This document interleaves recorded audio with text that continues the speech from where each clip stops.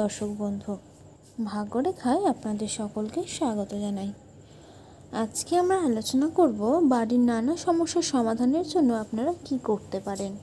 আমাদের প্রত্যেকের বাড়িতেই কোনো না কোনো সমস্যা রয়েই যায়। সেই সমস্যা থেকে মুক্তি পাওয়ার জন্য আমরা কি করতে থাকি।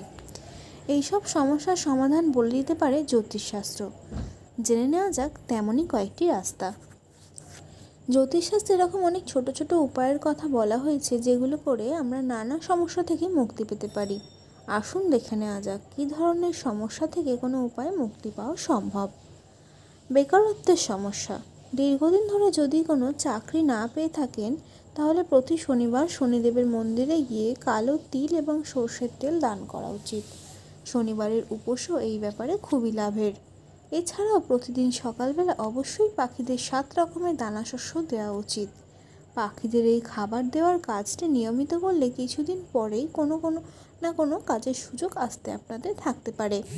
এছাড়াও বাড়িতে চিনি ও আটা মিশিয়ে কালো পিঁপড়ে খেতে দিলে শনিদেব সন্তুষ্ট হয়।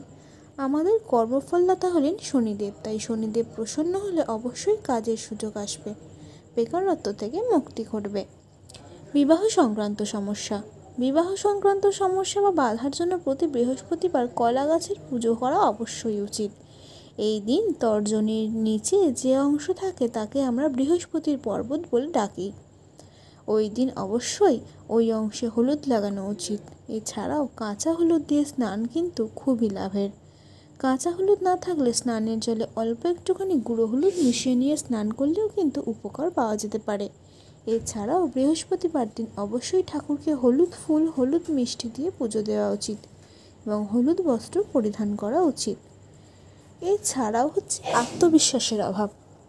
যদি কোনো শিশুর আত্মবিশ্বাসের অভাব থাকে, তাহলে সে নানা ধরনের সমস্যার সম্মুখীন হতে পারে।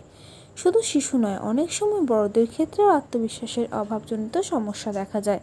সেই ক্ষেত্রে প্রতিদিন একটা নির্দিষ্ট সময় সূর্যদেবকে জল অর্পণ করা উচিত।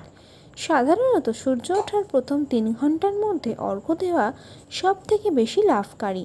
তবে সম্ভব না হলে দুপুর 12টার আগে যে কোনো সময় জল দেওয়া যেতে পারে। এর সঙ্গে প্রতি রবিবার সম্ভব হলে প্রায় প্রতিদিনই একবার করে আদিত্য হৃদয়ম স্রোত পড়া উচিত। এটা আত্মবিশ্বাস বাড়াতে কিন্তু খুবই উপযোগী। তো বন্ধুরা, এই ছিল আজকে আমাদের ভিডিও। আশা করি এটি আপনাদের সকলের ভালো লেগেছে, এবং এটি যদি আপনাদের ভালো লেগে থাকে অবশ্যই এটি লাইক করবেন এবং আমার এই চ্যানেলটিকে অবশ্যই সাবস্ক্রাইব করবেন এবং আমার পাশে থাকার চেষ্টা করবেন।